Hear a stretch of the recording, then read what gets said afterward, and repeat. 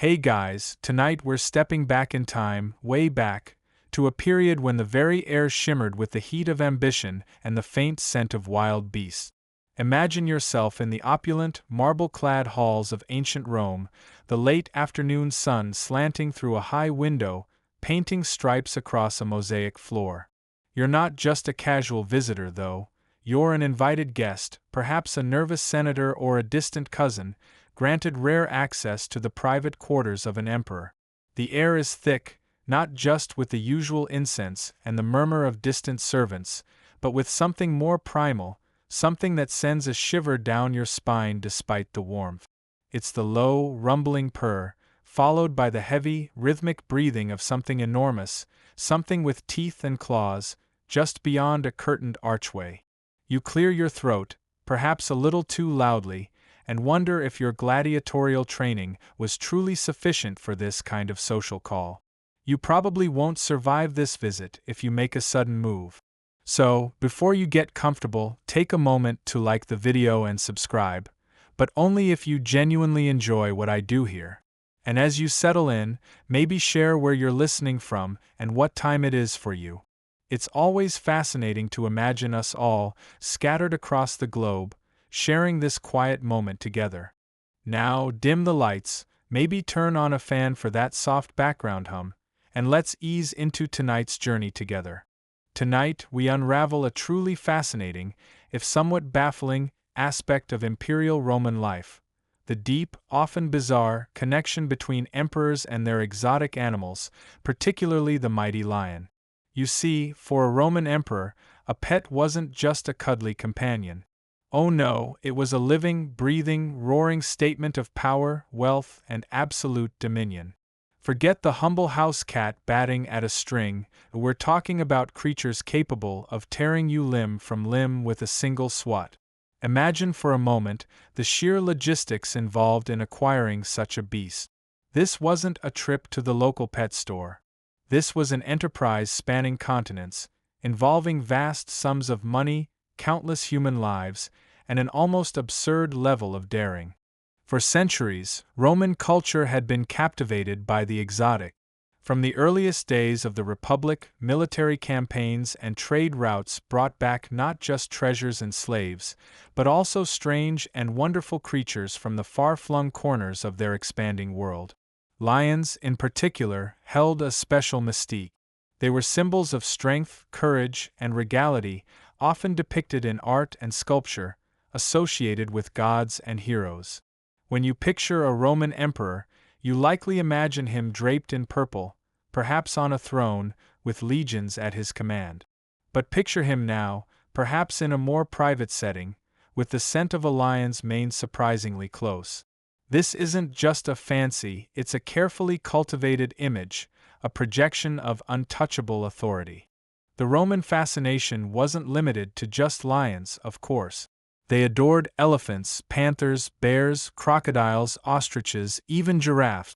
And these weren't just for the spectacular arena games, though that was certainly a major purpose. Many of these animals found their way into private collections, imperial menageries, and even, as legend and history suggest, into surprisingly intimate proximity with the emperors themselves. Think about it. A creature that could easily overpower a dozen men, brought into the very heart of the palace. It speaks volumes about the Roman sense of control, their belief in their ability to tame even the wildest aspects of nature. Historians still argue whether the primary motivation was pure spectacle, scientific curiosity, or a deeply ingrained belief in the emperor's divine connection to the natural world. The acquisition process itself was a story worthy of an epic poem. Imagine specialized hunters, equipped with nets, tranquilizing herbs, or perhaps just sheer nerve, venturing into the wilds of North Africa or the Middle East. They weren't just trapping animals, they were capturing symbols. These expeditions were dangerous, expensive, and often involved complex diplomatic negotiations with local rulers. Once captured, the animals faced an arduous journey. They would be transported by ship, often across vast stretches of the Mediterranean, then by land in specially constructed cages, pulled by teams of oxen. Think of the logistics. Keeping a live lion fed and watered for weeks or even months, preventing escape, ensuring its health. It's enough to give a modern zookeeper a headache, let alone the ancient Romans with their comparatively limited technology. The noise, the smells, the constant danger, it was a colossal undertaking, all to bring a piece of the wild, untamed world to the very heart of civilization. And these creatures, once they arrived, were not merely relegated to a distant zoo. They were integrated, in often bewildering ways, into the imperial experience. Once these magnificent beasts arrived in Rome, their journey was far from over. Imagine the clamor as a caged lion, perhaps still wild-eyed from its capture, was paraded through the city streets. This wasn't a discreet delivery, it was a spectacle in itself, a living testament to the emperor's reach and resources. The roaring crowd, the nervous horses, the sheer scale of the animal's presence would have been overwhelming. And then, the true feat, maneuvering these enormous, powerful creatures into their designated holding areas. We're talking about more than just sturdy cages. These were often elaborate, purpose-built structures designed to contain the immense power of a large predator. The most famous, of course, were the vast subterranean complexes beneath the Coliseum. Think of a labyrinthine network of passages, ramps, and hidden elevators, all humming with the nervous energy of handlers, trainers, and, naturally, the beasts themselves. You descend into this cool, echoing darkness, the air thick with the scent of straw, raw meat, and animal musk. The low growls, the impatient pacing, the occasional earth-shaking roar. It must have been an experience that rattled your very bones. These hypogea, as they were called, were engineering marvels, a testament to Roman ingenuity and their dedication to spectacle. Ramps could hoist animals directly into the arena, appearing as if by magic from the depths of the earth, much to the delight and terror of the crowds. It's like the ultimate hidden stage entrance, but for a creature that could decide to improvise its own terrifying dialogue. But beyond the public spectacle, many emperors maintained private menageries, veritable zoos within or adjacent to their sprawling palaces.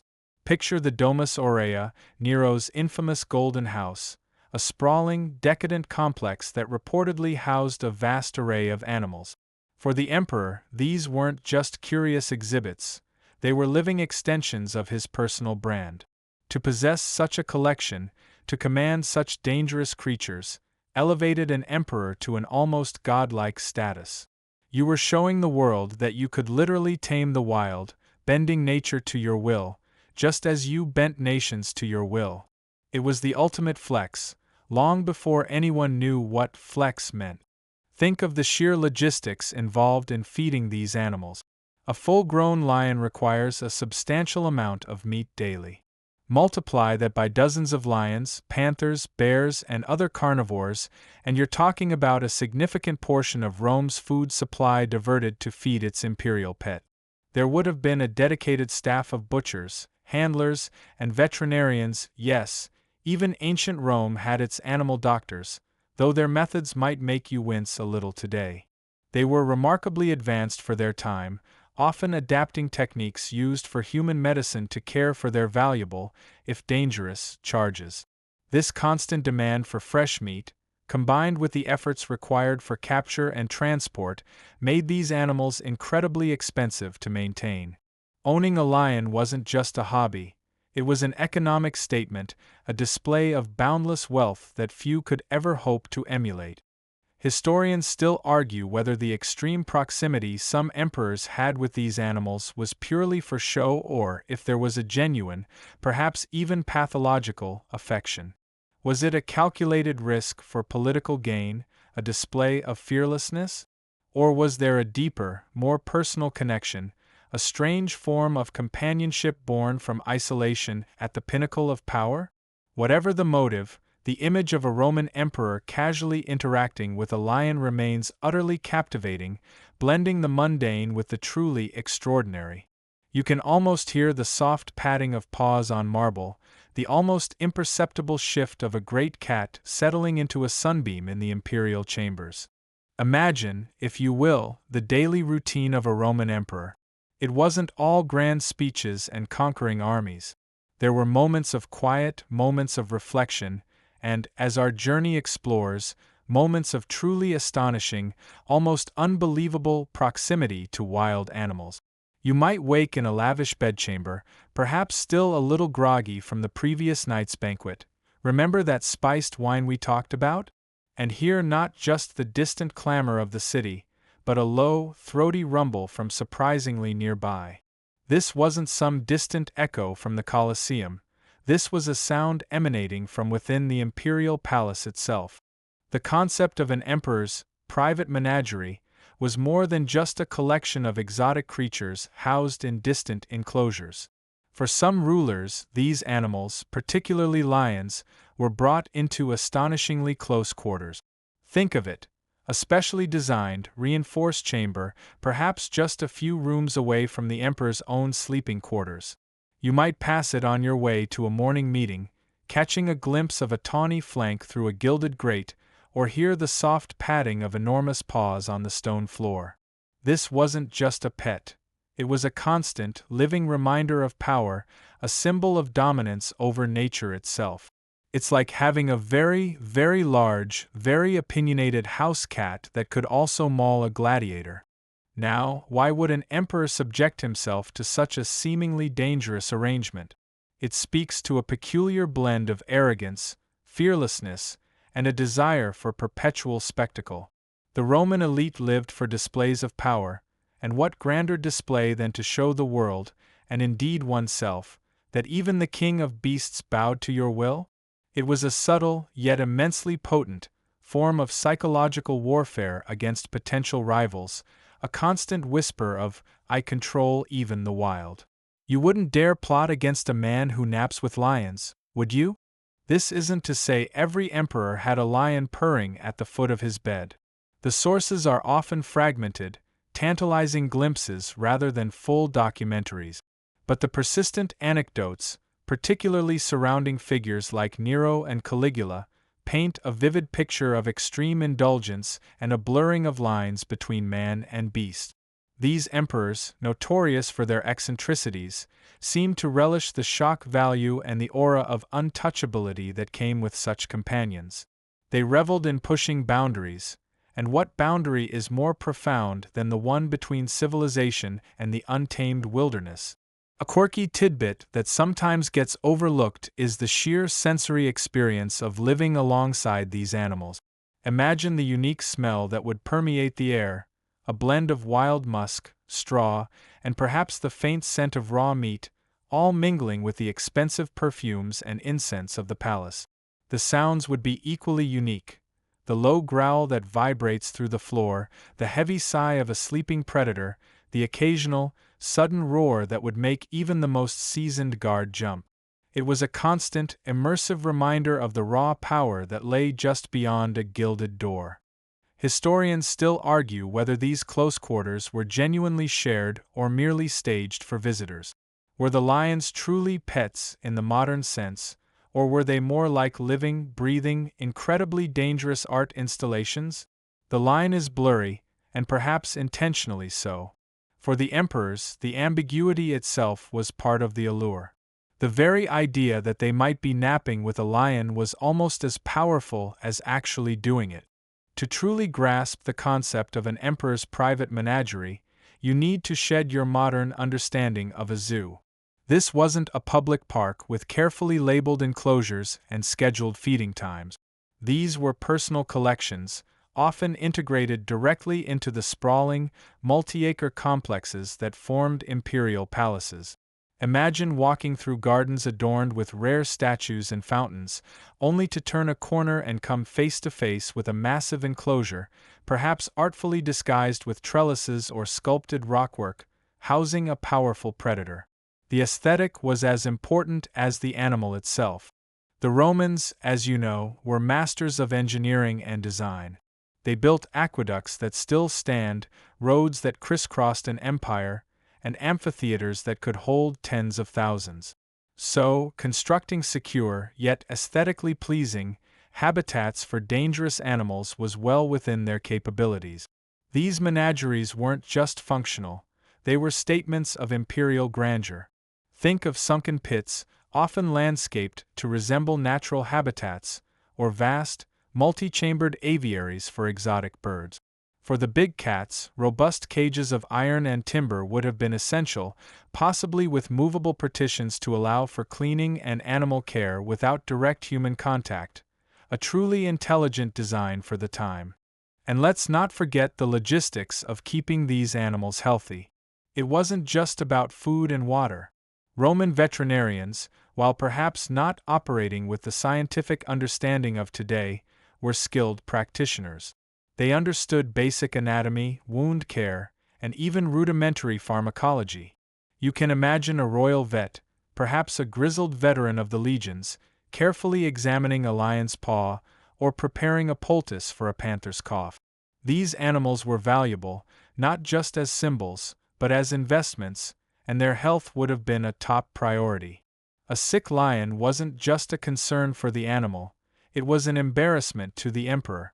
One of the quirks of these imperial menageries was the sheer variety of creatures. Beyond the headline-grabbing lions, you might find leopards, tigers, imported from as far as India, bears of various species, and even more bizarre creatures like hippos and crocodiles, often displayed in specially constructed pools. Picture a Roman official, perhaps a bit tipsy after a long day of senatorial debates, wandering through a moonlit garden and encountering a sleepy hippopotamus. It really makes you rethink the concept of palace grounds, doesn't it? It was a dynamic, sometimes dangerous, ecosystem all its own. A mainstream historical fact. Emperor Augustus, the first Roman emperor, was known to have a significant menagerie. He wasn't quite napping with lions, but he did host grand spectacles involving exotic animals, and his private collection was extensive. This wasn't just a later imperial fad. The precedent for collecting and displaying wild beasts was set early in the Roman Empire's history, establishing it as a hallmark of supreme power. Historians still argue whether the primary purpose of these menageries was solely for public display in the arena, or if a significant portion of the collection was indeed maintained for the emperor's private enjoyment and symbolic prestige within the palace itself. The line between entertainment and personal obsession often blurred in imperial Rome, making it a fascinating area of scholarly debate. It wasn't just about throwing a good party. It was about embodying an entire empire's might. Now, let's hone in on one of the most infamous emperors, a man whose name still conjures images of theatricality, excess, and a disturbing flair for the dramatic: Nero. If any Roman emperor was likely to insist on napping with lions, it was Nero. His reign, though ultimately disastrous, was characterized by an almost unimaginable level of indulgence and a relentless pursuit of the extraordinary. For Nero, simply owning exotic animals wasn't enough. He needed to integrate them into his personal narrative, his grand performance of emperorship. Imagine Nero, perhaps after a particularly strenuous session of lyre playing or chariot racing, retreating to his private chambers within the sprawling Domus Aurea, his golden house. This wasn't just a palace. It was an entire pleasure park, complete with artificial lakes, vineyards, and, yes, extensive animal enclosures. The sheer scale of his ambition was breathtaking. You might picture him, draped in silk, reclining on a couch, while just a few feet away, separated by perhaps a reinforced screen or a clever illusion of space, a magnificent lion stretches, yawns, and perhaps lets out a soft chuffing sound. Nero's interactions with his animals were often described as peculiar, even unsettling. While exact historical accounts of him literally napping with lions are more anecdotal and legendary than definitively proven, they speak to a popular perception of his character and his boundless eccentricities. It's certainly within the realm of possibility for a man who reportedly had pet monkeys adorned with jewels and who staged elaborate, costly spectacles involving thousands of animals. For Nero, every aspect of his life was a stage, and his wild beasts were part of the supporting cast. A quirky detail about Nero's animal habits, if not directly about lions, involves his fascination with aquatic life. He reportedly had enormous fish ponds built within his palace grounds, stocked with rare and expensive fish. He would even hold elaborate fish dinners, where the diners would recline next to these translucent tanks, observing the marine life as they ate.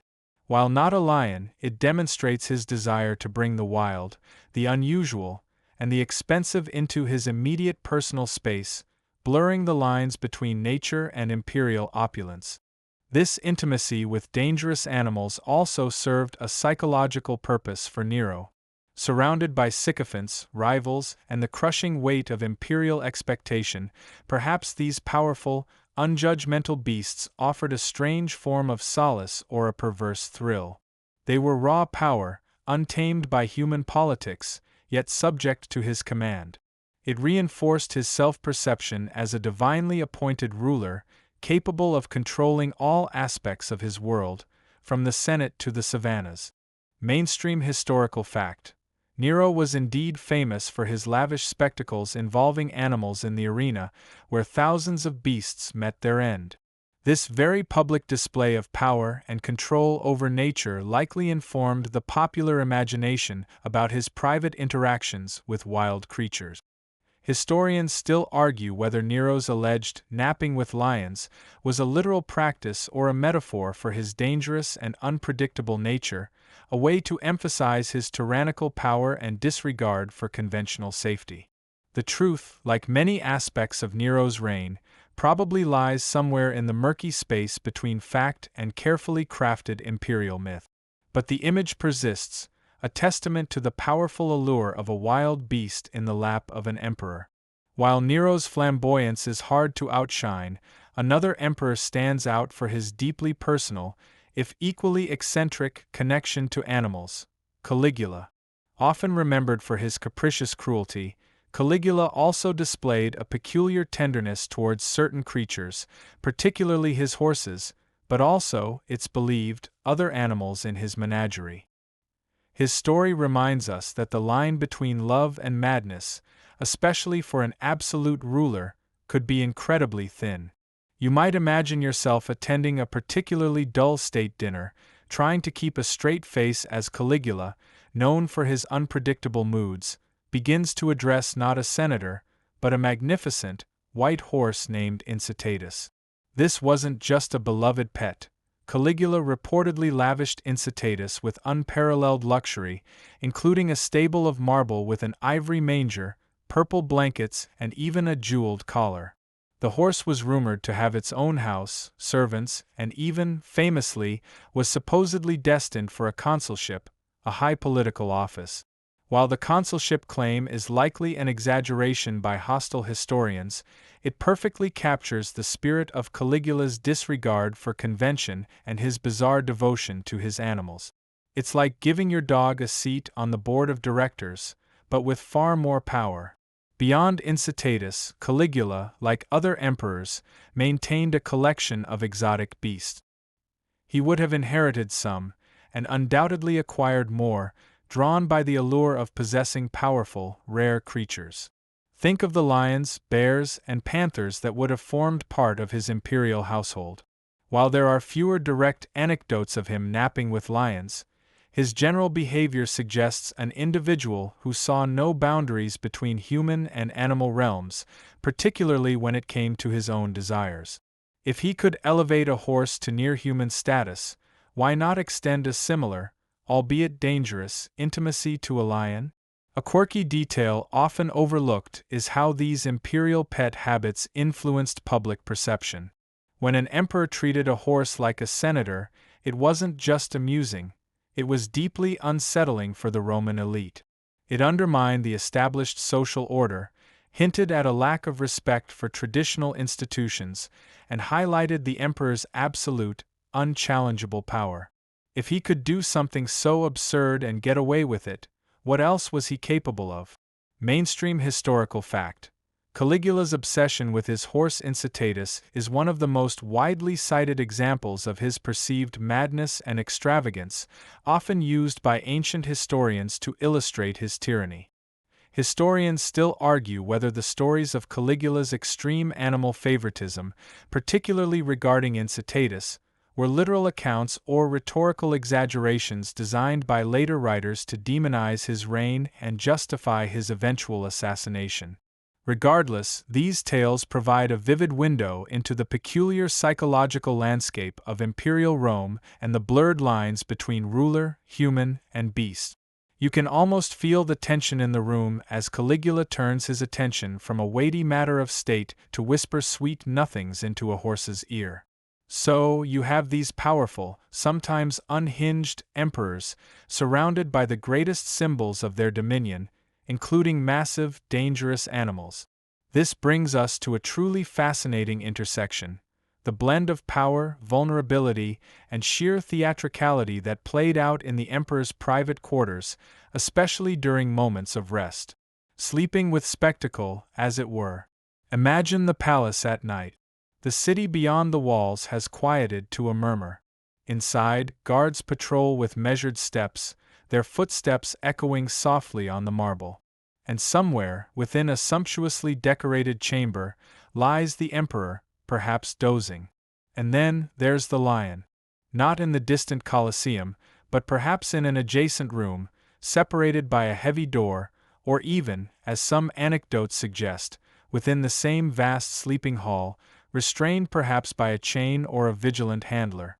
The very idea sends a shiver down your spine, doesn't it?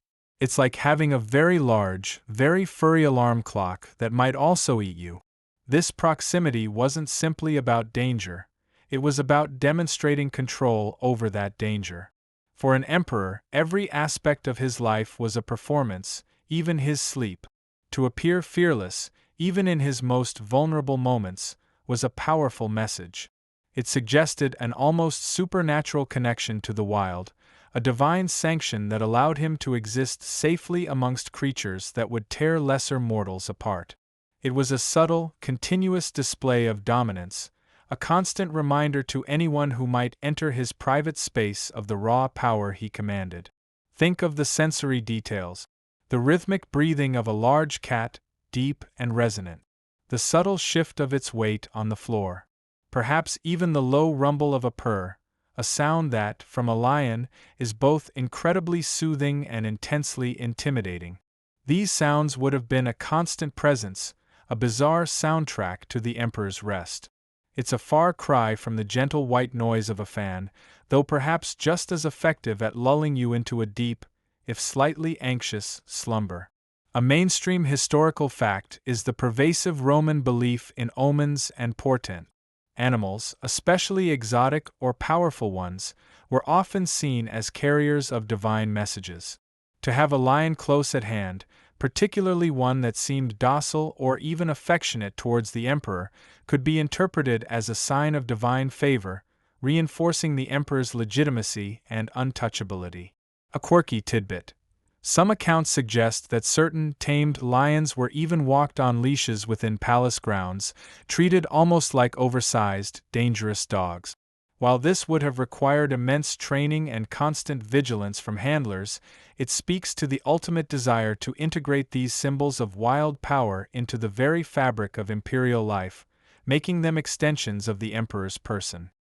Historians still argue whether the sleeping with lions anecdotes reflect literal proximity or are hyperbolic literary devices designed to emphasize the immense power and often erratic behavior of certain emperors. The truth is likely a blend of both, a careful cultivation of a public and private image that blurred the lines between man, ruler, and the untamed beast. With such dangerous companions just beyond a curtain or a closed door, the question of guarding the emperor's slumber becomes paramount. You'd imagine that security would be tighter than a sealed amphora, and you'd be right. Even without a snarling lion in the next room, protecting the emperor, the most powerful man in the known world, was a round-the-clock, incredibly complex operation. Add a few tons of muscle, teeth, and claws into the mix, and you've got a security detail with a truly unique set of challenges. The Imperial Palace, whether it was the sprawling Domus Aurea or the more modest, by Imperial standards at least, residences on the Palatine Hill, was a fortress within a city. Access was meticulously controlled. You wouldn't just wander into the Emperor's private quarters for a chat. There were layers upon layers of security. Praetorian guards, personal bodyguards, chamberlains, and eunuchs, all vetted and loyal, or at least perceived to be loyal. Each corridor, each doorway would have been monitored. It's like a nested doll of protection, with the Emperor, and perhaps his napping lion, at the very center. Now, imagine the extra protocols required for a resident apex predator. Handlers, likely grizzled veterans who understood animal behavior, would have been on constant standby. Chains, reinforced cages, and specific feeding routines would have been absolutely essential. You wouldn't want a grumpy lion deciding it was time for a midnight snack on the Emperor's toes. The training of these animals, though often brutal by modern standards, was likely extensive, aimed at making them accustomed to human presence, if not entirely domesticated. It's like trying to teach a very large, perpetually hungry cat to respect personal space. Good luck with that.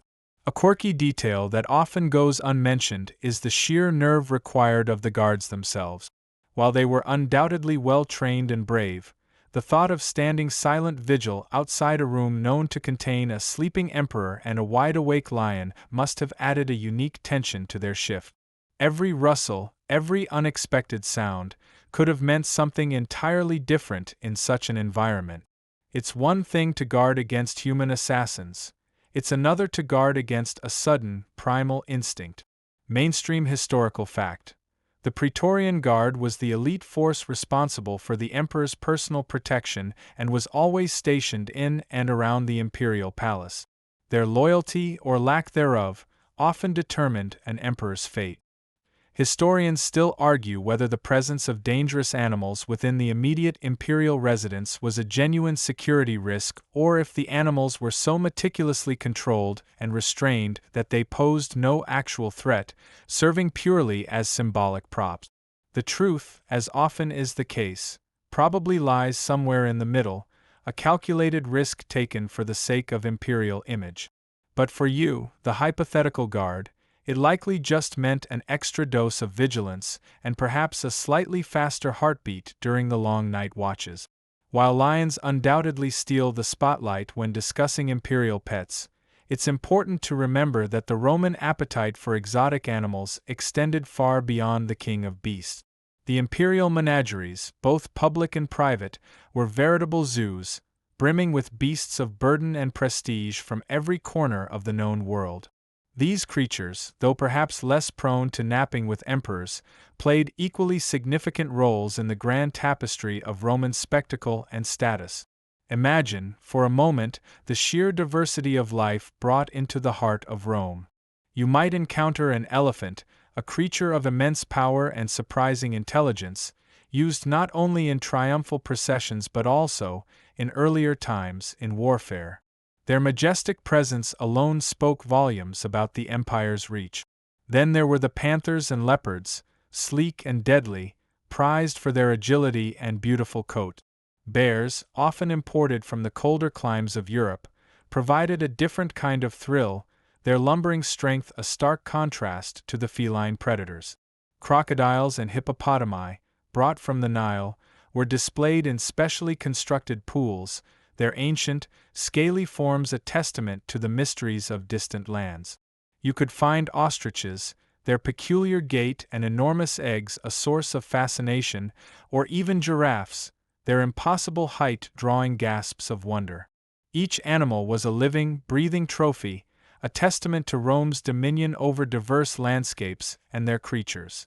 It's like a very, very elaborate collection of expensive, exotic Pokémon, but with real-world consequences if you weren't careful.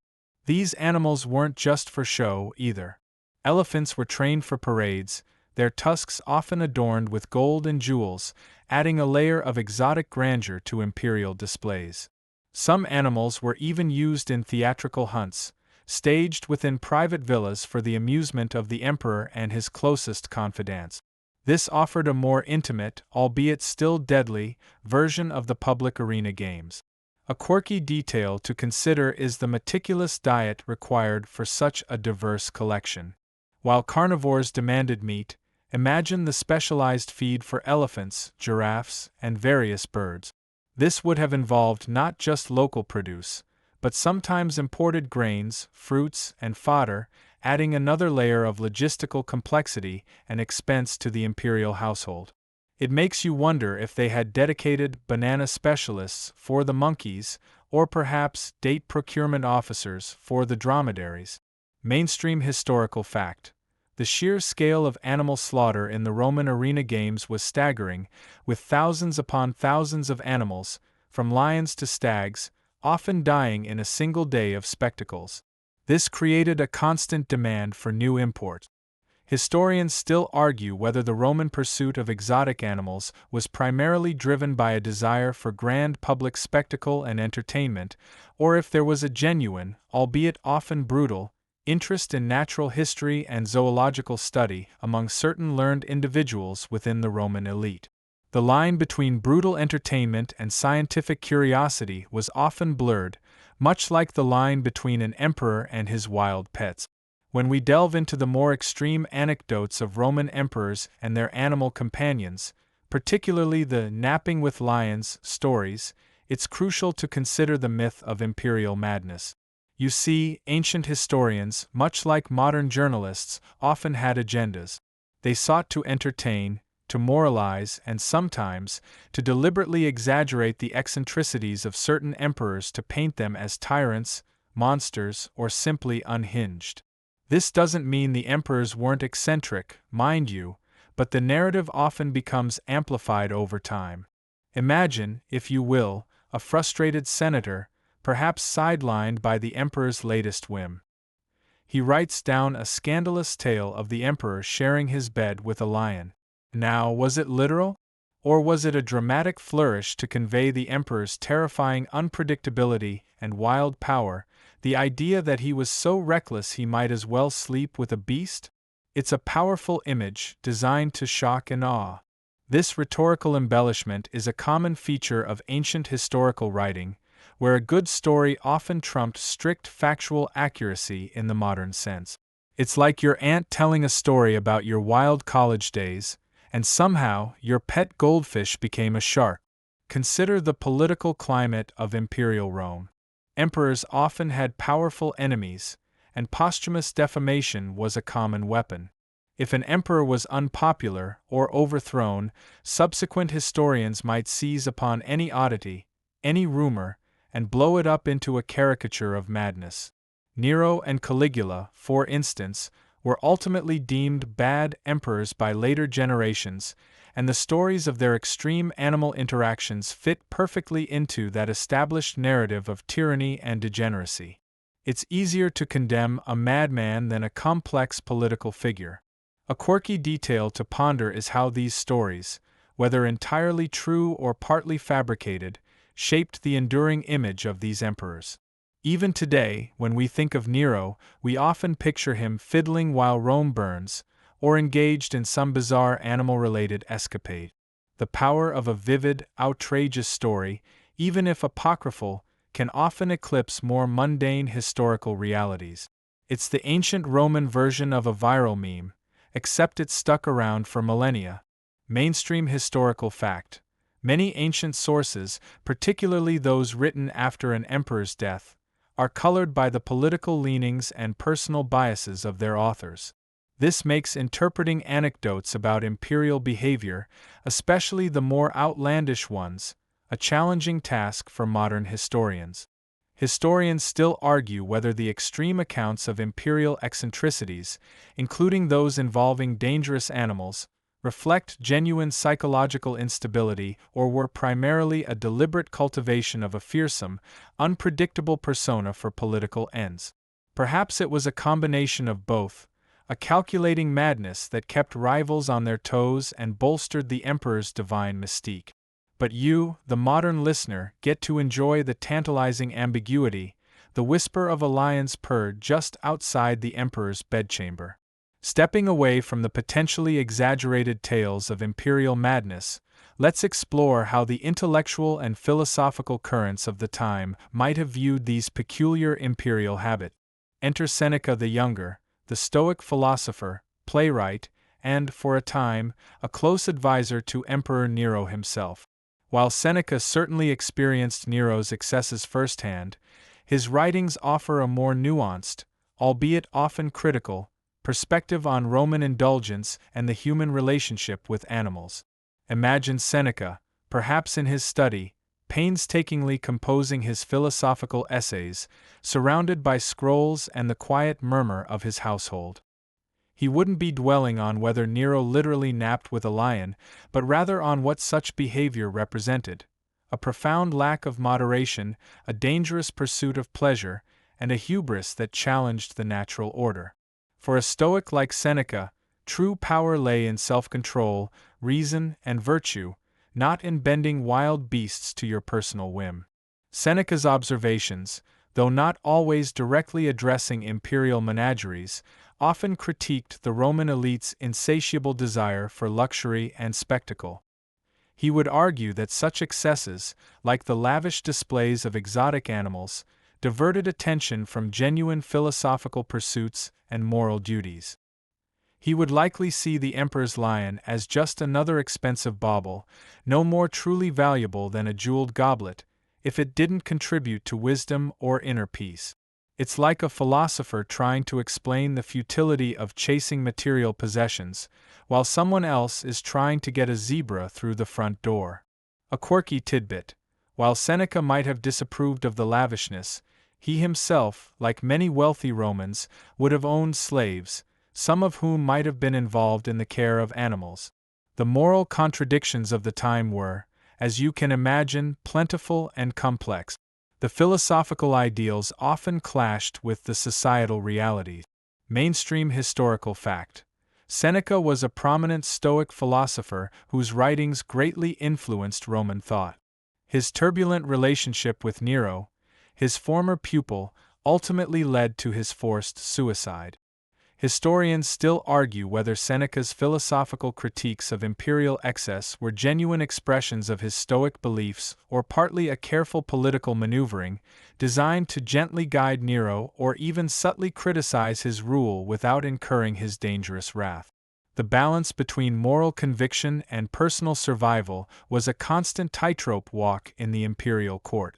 But through his writings, you get a glimpse into a mind grappling with the bizarre realities of a powerful empire and its even more powerful, and sometimes peculiar, rulers.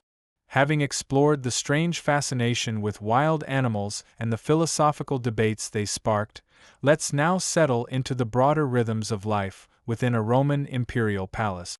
Understanding these daily rhythms of the palace, including the emperor's patterns of rest, helps us contextualize those bizarre anecdotes of napping with lions.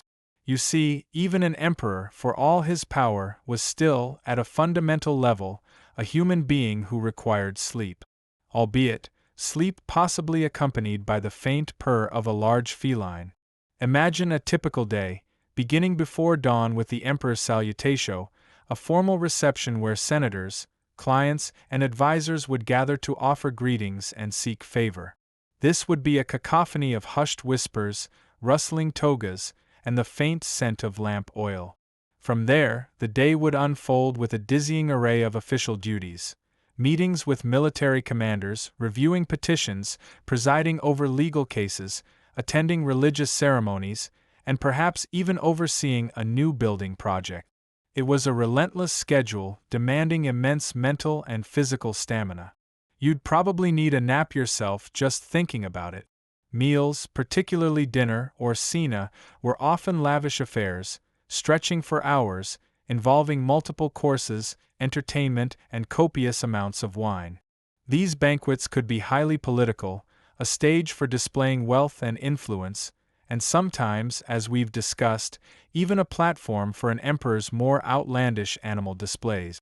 After such a long day and an indulgent evening, rest would be not just desired, but absolutely essential. Now, picture the emperor's private sleeping chambers. While grand, they were also designed for security and privacy. Thick drapes, heavy doors, and a retinue of guards would ensure solitude. It's within this space that the stories of intimate animal companionship become truly intriguing. Was the lion simply housed near the sleeping chamber, its presence a constant, reassuring symbol of power even in slumber? Or was there a degree of shared space, a calculated risk for the sake of an unparalleled display of imperial might? A quirky tidbit that ties into daily routines: the Roman concept of odium, leisure, and negotium, business. Even emperors needed their odium, periods of rest, contemplation, and private pursuits. For some, this leisure might have involved poetry, philosophy, or perhaps tending to their unique and dangerous pet. The lion, then, could be seen as part of his private odium, a personal luxury far removed from the rigors of statecraft.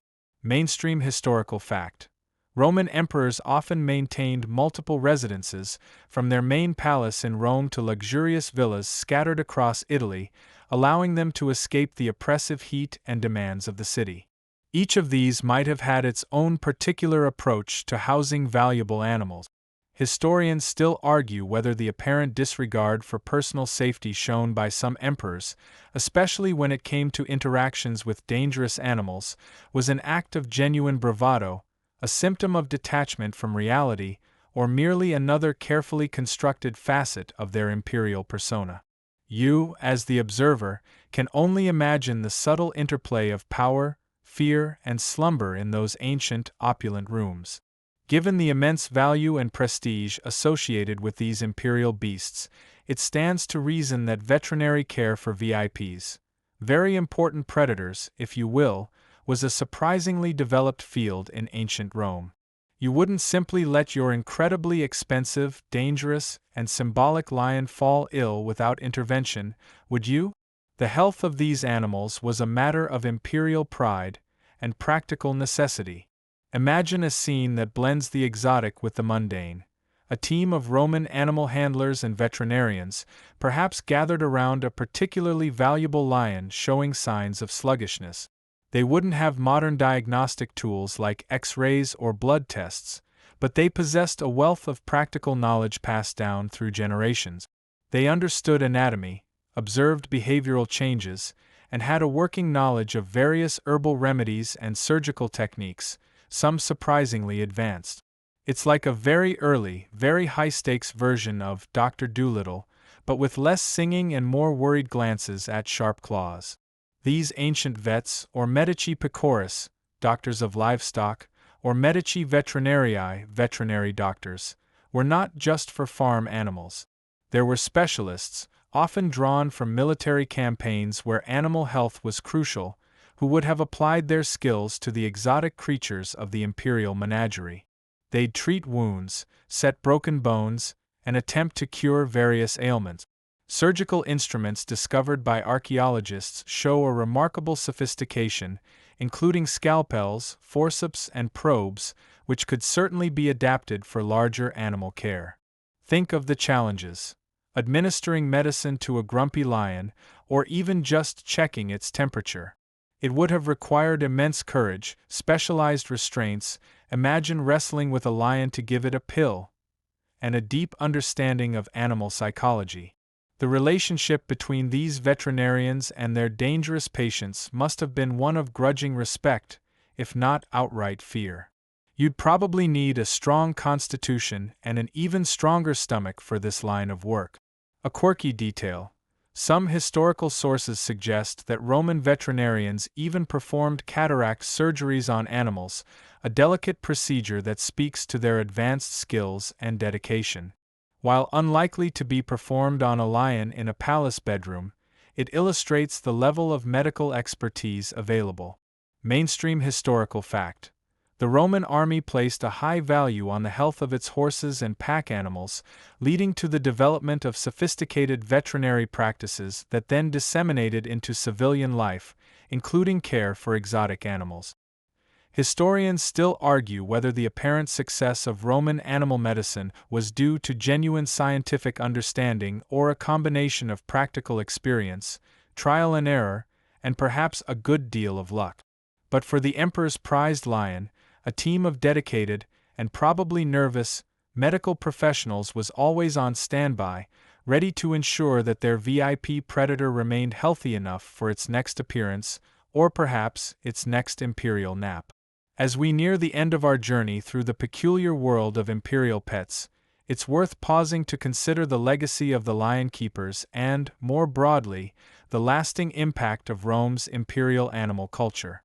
You see, the Roman Empire, for all its power and grandeur, ultimately faded, but its fascination with wild beasts, its elaborate spectacles, and its sometimes bizarre intimate relationships with animals left an indelible mark on history and our collective imagination.